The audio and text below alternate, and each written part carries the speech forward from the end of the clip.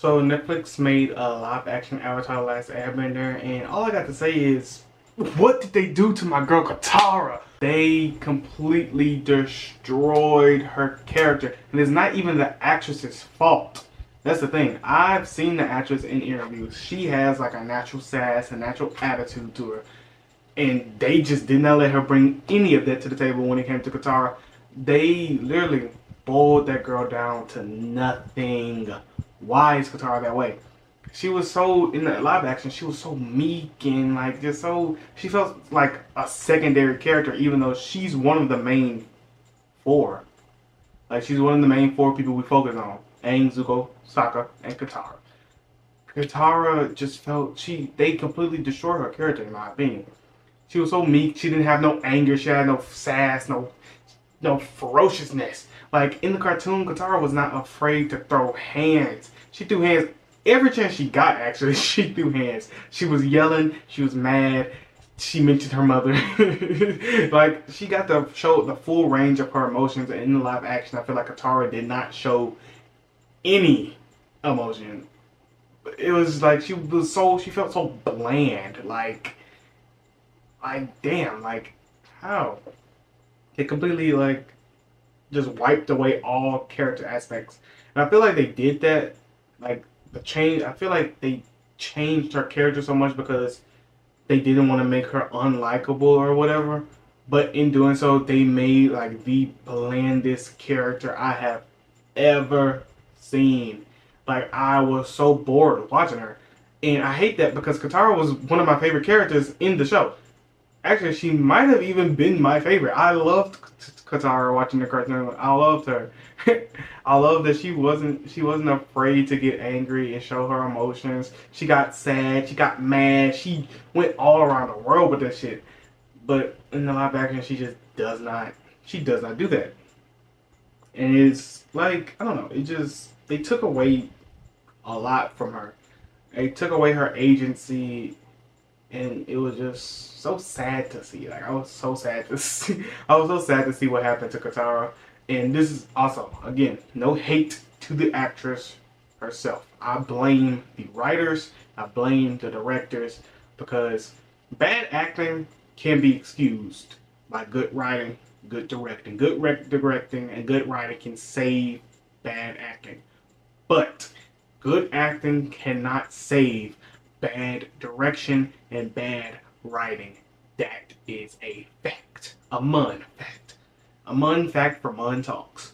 Look, that's just the way I feel. Like I feel like out of all the characters we've seen, Katara was done the dirtiest. And it sucks because she is the prominent female character of season one. Later in season two we get Toph to join like the prominent female cast, but it's Katara. In season one is mostly just Katara, and they just like stripped away all her personality. They stripped what made her such an interesting person to watch. Love her or hate her, you cannot say Katara was boring to watch. She might have made you mad, she might have made you happy, but guess what? You still wanted to watch her. You were like, damn. Like when she could, like this Katara would not tell Sokka, you didn't love mom the way I did. You didn't love her the way I do. This live action Katara would not say that. Live action Katara, I don't think live action Katara would be able to bloodbend. Like she did not. She don't have that in. She don't have it in her. She don't got that dog in her. Like dog in her. Like cartoon Katara got. Like it's just so much personality is missing from her, and it makes me so sad. Like, and it sucks especially because Katara, well, Avatar in itself, the way it was like revolutionary from the way it handled its character arcs and especially from the way it handled its female cast. It showed girls being girls, girls being powerful without like it being cringy, I guess. Like it was good writing. They showed them as humans, they had personalities, they had their ups and their downs, and I loved to see it. Like what Avatar, the cartoon, was one of the shows that made me actually want to start writing and start making my own stories. I was And like to see what they did to the on the live action, it actually makes me like it hurts my soul. Like what is going on? And like another, and I say they stole her agency from the show because Katara in the cartoon, Katara found the water being scroll. Not found.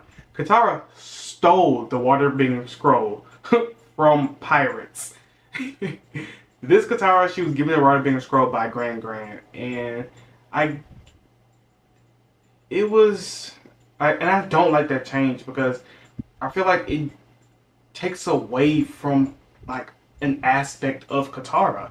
Like they just kind of kept handing her stuff so she didn't go out and do things on her own. And they're just like, here, have this, have that, blah blah blah. And it just like it kept her such a bland character to watch while they focused on other characters like Zuko and Sokka. And it was just what did they do to my girl? She was like so meek in a lot of action. She was so meek, and her personality was so dulled down. I wanted to see her yell. I wanted to see her yell at least once. She didn't even yell when she was fighting Master Paku in the Waterbending tribe, and that it doesn't make no sense. Like she didn't yell at that man. And cartoon Katara, she was ready to throw hands. Like they fought. The fight was pretty good, but she did not bring the energy that was needed for that scene. Like in the cartoon, Katara yelled at Master Paku because he was like, "I need an apology and maybe I'll teach Aang again." And Katara said, "You know what? I'm sorry that you so fucking stupid. I'm not gonna apologize to a sad old man like you." Then she told that man in front of the waterbending. I don't know why I said court. Whatever their little all the people sitting there, and she told that man, she said, "Come outside and fight me if you're man enough." And then Sokka was like, "Hey Katara, you're not gonna win this." And she said, "I don't care." she literally said, "I don't care. I want." She said, "Somebody needs to slap some sense to that old man." Yes, please. I suspect he might change his mind if you swallow your pride and apologize to him. Fine. I'm waiting, little girl. No. No way am I apologizing to a sour old man like you! Tara? I'll be outside if you're man enough to fight me. Are you crazy, Katara? You're not gonna win this fight. I know. I don't care. You don't have to do this for me. I can find another teacher. I'm not doing it for you. Someone needs to slap some sense into that guy. Like the energy Katara brings to every episode in the cartoon was always so interesting and so fun to watch that the live action just could not deliver.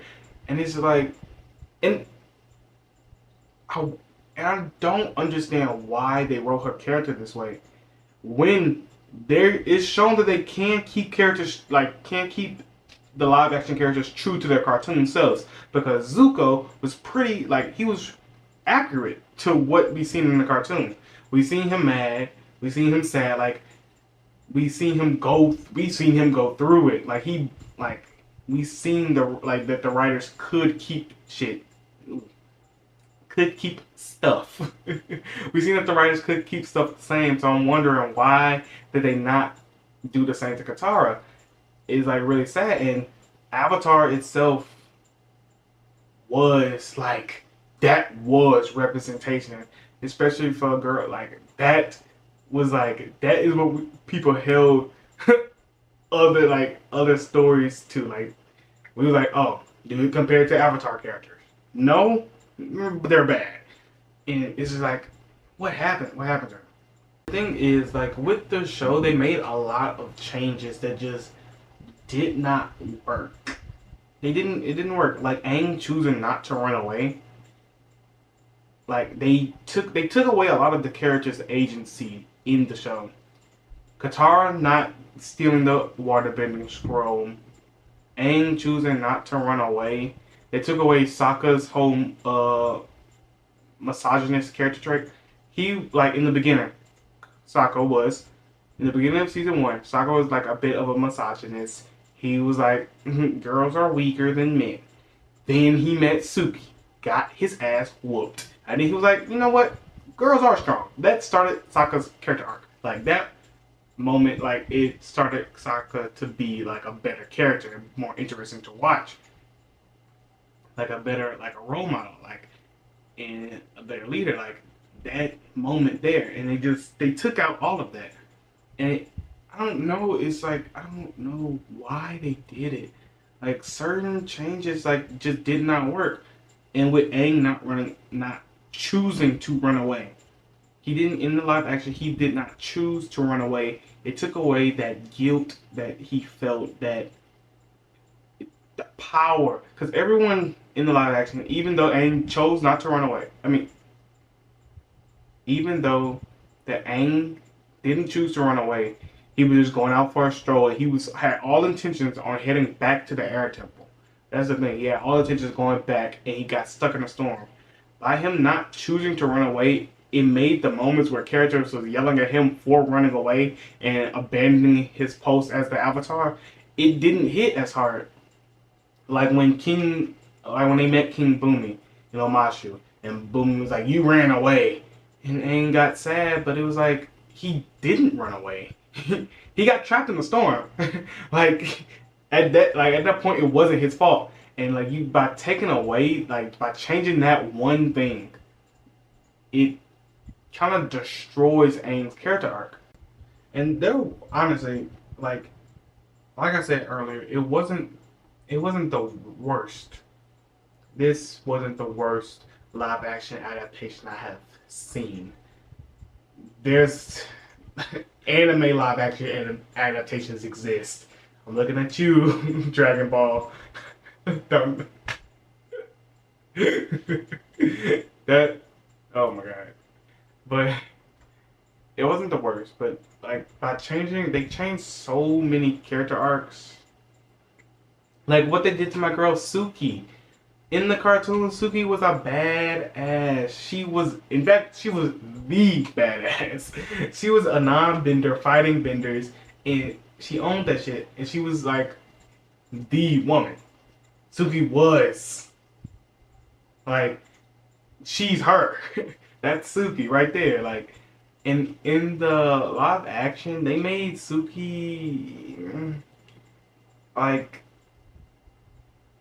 when the gang first got to Kyoshi Island, they made Suki pretty much follow Sokka around like a little puppy dog. It was literally like love at first sight. And that's the thing, I'm not even mad at love at first sight, but it was just, she looked at Sokka like she never ever seen a boy in her life before. She was like, and just followed him around.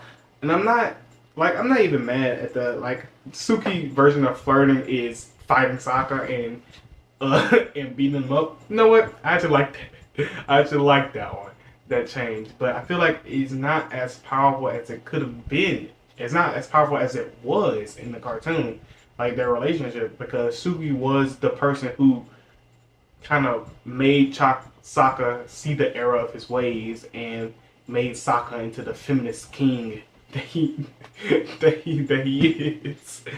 So it's like, what? I think they didn't give the girls like that respect that they deserve, and I don't like that.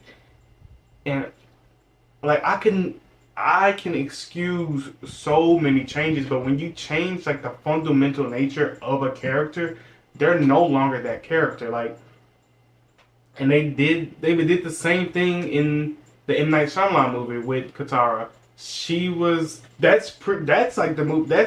They're pretty much the same character. Like those two live action Kataras are more similar than the cartoon. Like it doesn't match up. And it throughout the show, you've seen that the creators, the writers, they knew about Avatar. Like they knew about Avatar. They even added lore in the show from the Avatar comics, like with the Mother of Faces, because that wasn't really excuse me, I don't think she was ever mentioned in the cartoon, but she was mentioned in the comics with Close the Face stealing and stuff. But they obviously knew about the show. They knew more about they knew what they were doing. Like they knew the story. So it makes me wonder why did they make these changes that just did not work. It didn't work. And I guess they say they want to make a more mature version of the story, but I don't like the idea of to be more mature, you can't also be fun. Because the live action was not fun. It wasn't fun to watch. Like I finished the whole thing, but I didn't have fun while watching the show, which I think is a major disappointment and like something they really missed out on. Like I used to like watching the cartoon, it was a fun watch. Like it dealt with very serious subjects. It dealt with war, imperialization, colonization, death. And it dealt with very serious subjects, but it was still fun to watch. It still had that moments that were fun to watch. But the live action just did not deliver in that aspect. And they also tried to cram so much into 8 episodes. That is not a story that is meant, Avatar: Last Airbender, that is not a story that is meant to be told within 8 episodes. And that's a whole nother video topic I will make one day about the whole 8 episode crisis, why all shows are 8 episodes now. Like, what's going on? But that's not this is not a story that can be told in 8 episodes. That's why the story felt so rushed. We didn't have time to see the gang develop their relationships. We didn't have time to see them like just interact and be kids and like just get to know them as characters, because it was just plot. We need that filler. That filler is important because it shows us character interactions. It shows us who they are as people.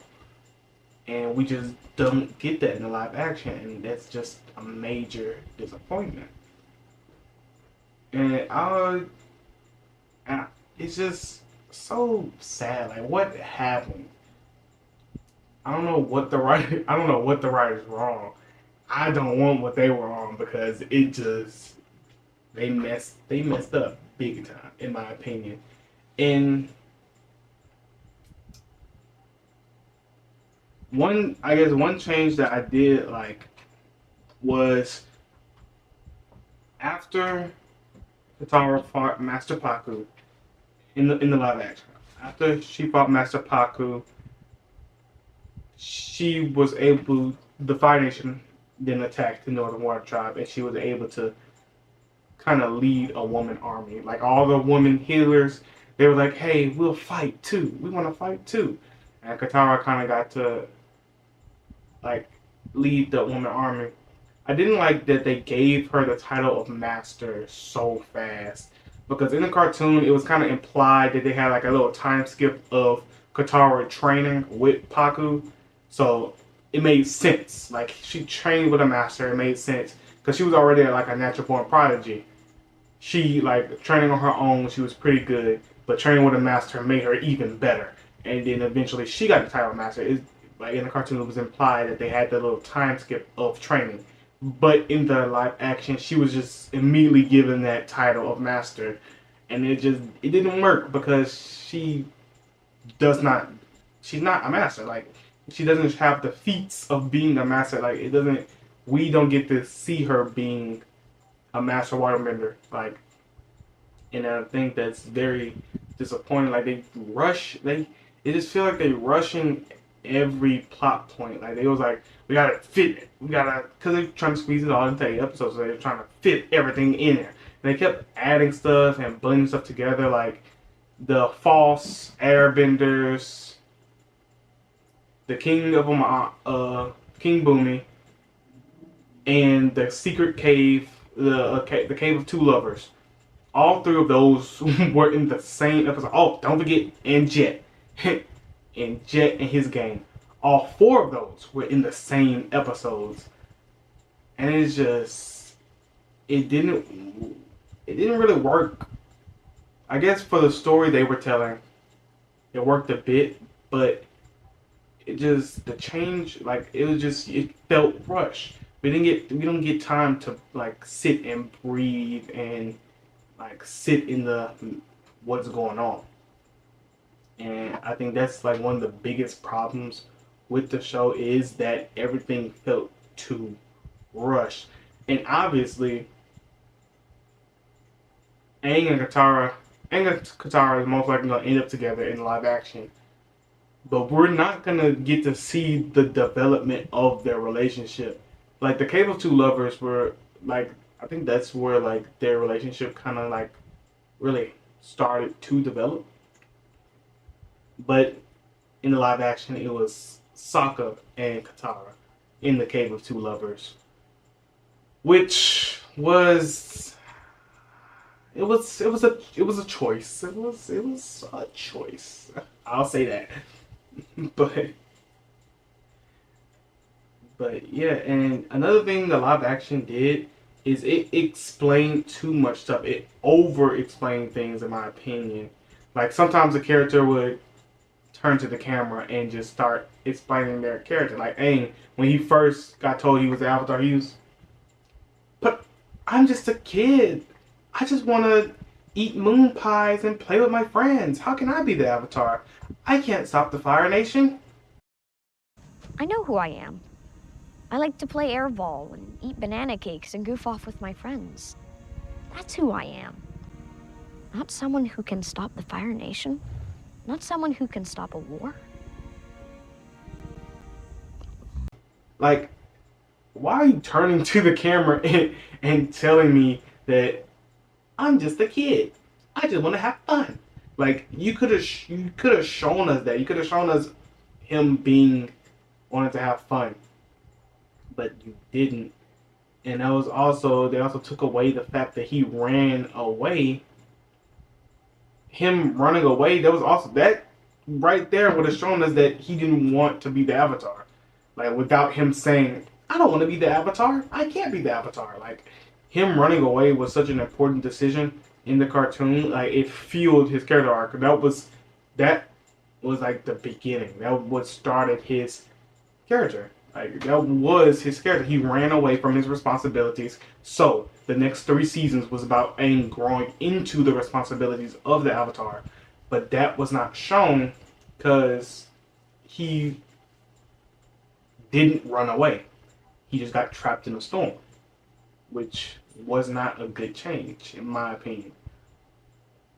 And I'll say this, at least. The fight scenes, the bending, that actually looked, it looked really good. In my opinion, it looked really good. I was very impressed with how they handled like the fights and how they handled the bending, how the bending looked and everything. I didn't expect, I'm gonna be honest, I did not expect it to look good, but it did. So I was actually very pleasantly surprised about that.